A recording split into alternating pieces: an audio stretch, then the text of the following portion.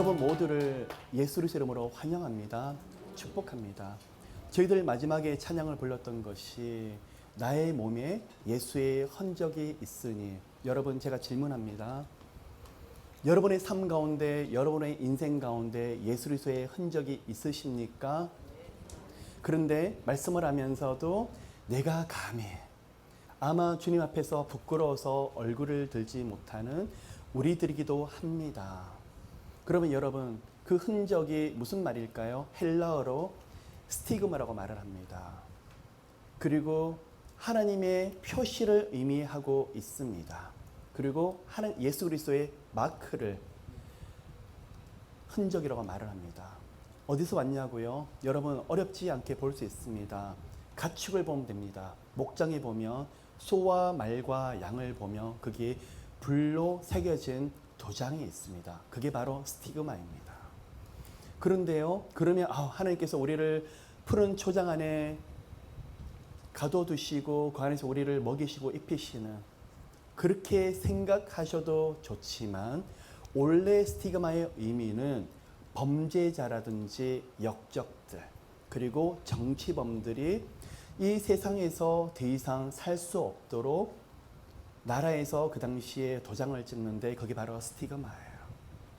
그러면 누군가에게 보여줄 수 있을까요? 보여줄 수가 없고 수치스러운 것입니다. 도망자의 인생이 바로 스티그마입니다.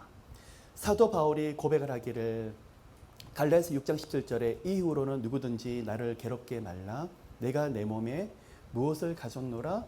예수의 흔적을 가졌노라. 그게 바로 스티그마입니다. 사도 바울이 그 흔적, 스티그마로 고백했었을 때는 푸른 초장과 예수 그리스도의 목장을 생각하면서 했는 것이 아니라 예수님의 십자가,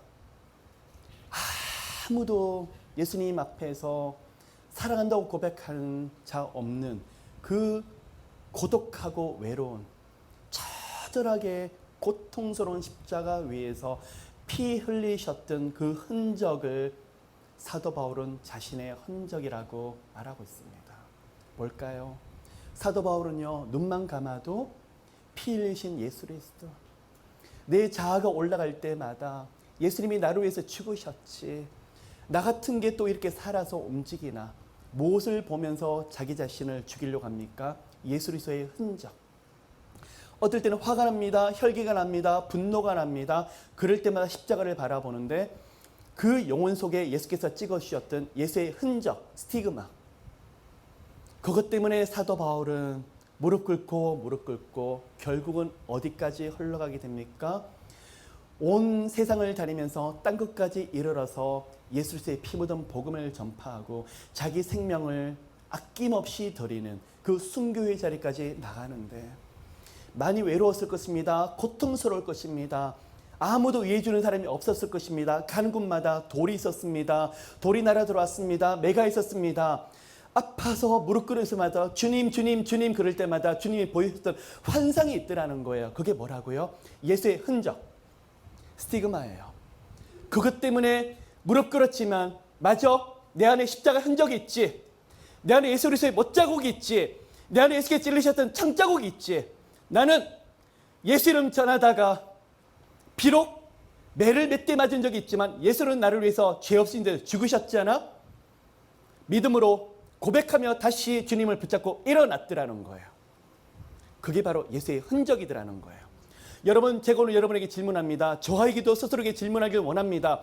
좌절하실 때가 많습니까? 낙심할 때가 많습니까? 여러분, 제가 질문합니다. 예수 그리스도의 흔적이 있으십니까?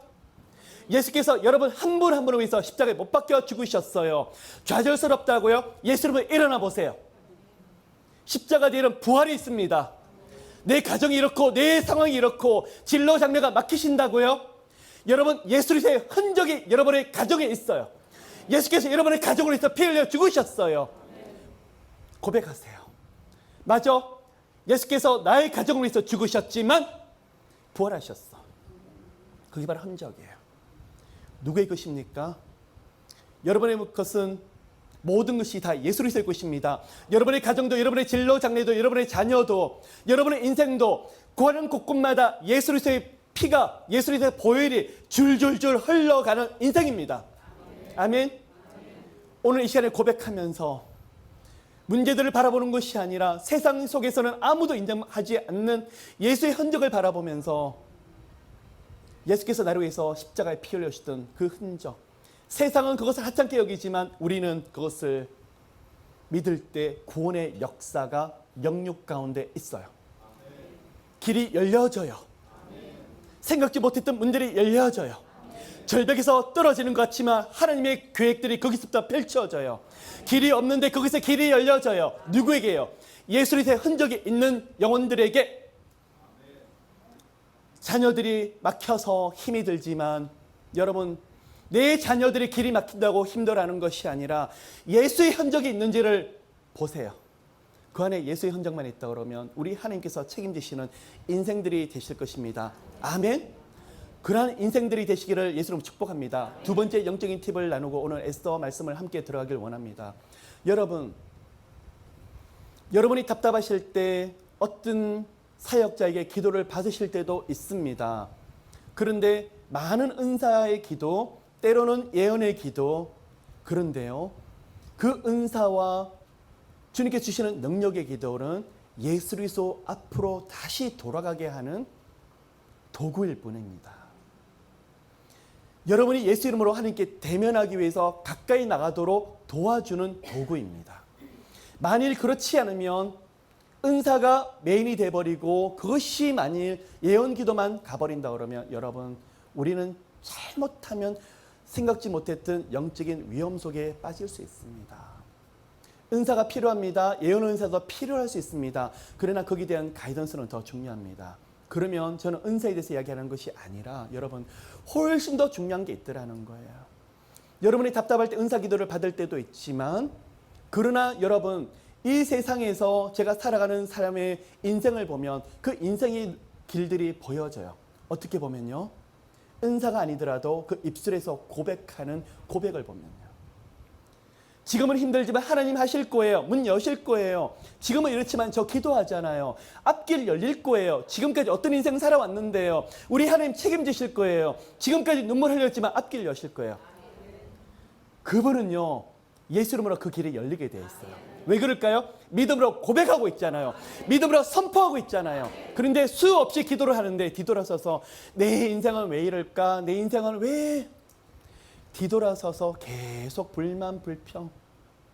거기서 하나님, 왜 나만 이렇죠? 충분히 이해를 합니다. 저 역시도 그런 수많은 좌절의 시간을 겪었습니다. 근데 여러분, 기도할 때 넋두리하고 때로는 주님 앞에서 너무 힘들다고 수많은 말들을 토설할 수는 있습니다. 그런데 기도에서 능력을 받으셔야 돼요. 어떤 능력요? 믿음의 능력, 입술에 선포하는 능력. 지금까지 안 보였지만 우리 하나님 하실 거예요. 우리 하나님 길 여실 거예요. 죽지 않을 거예요. 반드시 살 거예요. 채우실 거예요. 문 여실 거예요. 그 믿음의 고백을 여러분이 하신다 그러시면 이미 말씀의 능력을 누리시는 여러분이세요. 이미 기도의 능력을 누리시는 여러분들이세요. 오늘 이 시간에서 러빙 월십을 기도하시고 떠나시면서 아유, 오늘 좋은 예배를 드린 내가 아니에요. 여러분이 가는 사람들마다 우리 하나님 살아계시잖아요. 우리 예수님 이름으로 일어나면 문들이 열리게 돼요. 그 고백을 하신다고 그러시면 여러분 인생이 바뀌게 돼요. 여러분, 그것 때문에 훈련을 받는 거예요. 그것 때문에 수많은 아픔들을 겪지만 그 믿음 주시려고요. 그런데 오늘날 우리는 수많은 교회에 있는 많은 모임들, 프로그램들을 따라가는데 갔다 왔다 하는데 거기서 고백이 나오질 않아요. 저 목사님 말씀이 좋더라. 선교사님께서 저렇게 간증하시는데 너무 은혜가 되더라. 그런데 내 것이 되지 않아요. 여러분, 이 시간에 두 번째 영적인 팁을 가지고 수없이 제가 말씀을 드렸지만 여러분이 믿음이 되시고 여러분이 고백이 되시기를 예수님으로 축복합니다. 어떤 가정을 보면 자녀들이 꽁꽁 막혀 있어요. 그런데 자녀들이 지금은 영적으로 잠자고 있지만 부모를 보면 그 자녀들의 인상이 보여요. 목사님, 우리 아들 딸 놓고 얼마나 기도를 하는데요, 반드시 열리게 돼 있어요. 그 가정 얼마 안 가서 열리게 돼 있어요. 저한테 많은 고백을 해요. 목사님 이렇게 됐어요. 저렇게 됐어요. 저는 놀라질 않아요. 왜 그럴까요? 부모의 입술의 고백에서 이미 그 인생을 보고 있잖아요. 여러분의 인생이 그렇게 되시길 예수 이름으로 축복합니다. 예수 이름으로 인생이 열리실 거예요. 예수 이름으로 영적인 문이 열리실 거예요. 예수 이름으로 대반전의 문들이 열리실 거예요. 어떻게 알 수 있죠? 여러분의 마음으로 믿고 입술로 고백하시기 때문에 그래요. 주님께서 그런 사람에게 하늘문을 여실 거예요. 기적이 여러분의 소유가 될 거예요. 왜 오늘날 많은 기적들이 일어나지 않을까요? 거기서 입술의 고백과 마음의 고백들이 흘러나오지 않기 때문에 그래요. 틈만 나면 사람들을 찾아다녀요. 전화기부터 들어요. 이 사람 저 사람에게 넋두리 하길 기뻐해요. 아니에요, 여러분. 하나님께서 저를 그렇게 훈련시키지 않으셨어요. 그럴 때마다 외롭게 만드셨어요. 철저하게 하나님만 대면하게 만드셨어요. 그곳에서 능력이 있어요. 하나님을 독대하시는 여러분 되시기를 예수 이름으로 축복합니다. 그럴 때 하나님은 살아계시다고 여러분 입술에서 고백 나오신다 그러면 우리 하나님이 어떻게 일을 하시는지 여러분 그때부터는 우리 고백들이 달라져요. 그냥 하나님이 아니에요. 살아계신 하나님이세요. 나의 하나님, 우리 하나님이 돼요. 그런 놀라운 인생들이 되시기를 예수 그리스도 이름으로 축복합니다. 오늘 말씀 한 구절을